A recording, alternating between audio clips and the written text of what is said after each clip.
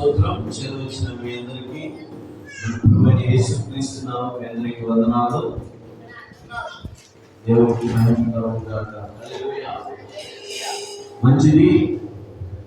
చూడండి, కొద్ది నిమిషాలు దేవుని యొక్క వాక్యాన్ని మనం ధ్యానించాక, యాక్చువల్గా సాతాను మనల్ని అదే చెప్పబడుతుంది. సాతాను మనందరినీ కొడుతుంది.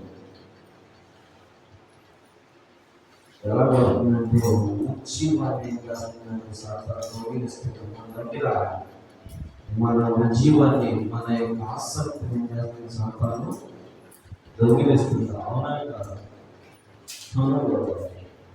దొంగిలిస్తుంది. చూడండి, మనం దేవుని సన్నిధికి ఎలా వెళ్ళాలంటే ఆసక్తిగా వెళ్ళాలి.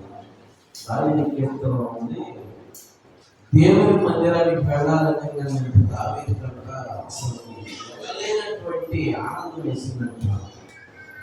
ఎవరో దేవుని మందిరానికి వెళ్తున్నాము అని చెప్పగలిగే దావీదుకి వెళ్ళలేనటువంటి ఆనందం. దావీదు మహారాజు, ఒక సామాన్యుడు దేవుని మందిరానికి వెళ్తుంటే రాజు చెప్పగలిగే రాజు కూడా పురోగతింతలేసి తన రాజ్యాన్ని విడిచిపెట్టి, సింహాసనాన్ని విడిచిపెట్టి ఆయన కూడా దేవుని మందిరానికి పరిగెత్తాడంట. అంటే ఎంత విజయం, ఎంత ఆనందంగా. సో మనకి మాత్రం దేవుని మందిరానికి వెళ్ళాలంటే ఎంతో ఎంతో నిర్లక్ష్యంగా ఆ స్పిరిట్ నా మీద కూడా తీసుకుంటున్నాను, ఆ గౌరవం నా మీద కూడా తీసుకొస్తున్నాను. నేను ఎంత ఆసక్తితో, ఎంత ఆనందంతో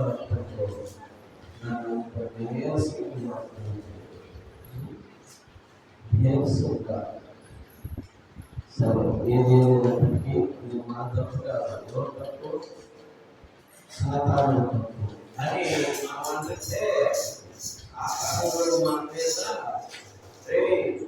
మీరు చేసే తప్పుకి నా మీద చెప్తున్నారు. అసలు నేను దోచుకుంటున్నానా, మీరు దోచుకుంటున్నానా? మీరు తప్పుగా మీరు చేయాల్సిన మీరు చేయకుండా ఆ తప్పు నా మీద చెప్తున్నారని సాధారణ మన మీద ప్రతి వారం పాపంగానే ఉంది. ప్రతి వారం పాపంగానే ఉంది కనుక మనం సాధారణ మీద వేయకుండా మన తప్పు మనం ఒప్పుకొని నెక్స్ట్ వారం కూడా మనం రెగ్యులర్గా రావడానికి ప్రయత్నం చేద్దాం. హల్లెలూయా, హల్లెలూయా. మీరందరూ ఇక్కడే ఉన్నారా? ఎవరు ఉన్నారు కదా? ఇక్కడ ఒక 4 రోజుల క్రితం మేము అందరం ఉన్నాము. చూస్తుండగా గొప్ప శాస్త్రమైన మంగాచార్య గారు అందరి టెస్ట్ పెట్టిన టెస్ట్ మత్తయి సువార్త 36వ అధ్యాయం 3 వచనం.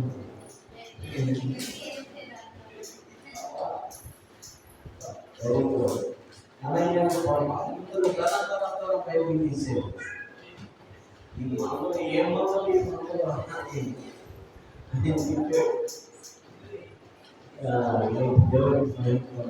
చూడండి, అట్లా వాళ్ళు చప్పట్లు కొట్టే పడిపోయారు.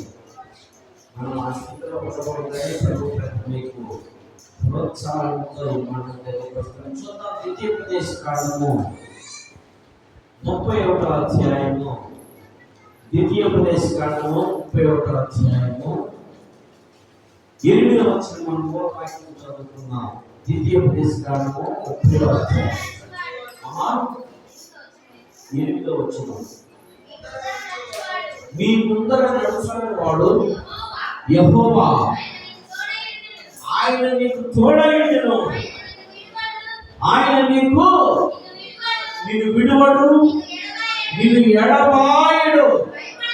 భయపడకు, విస్మయము పొందమని ఇశ్రాయేలు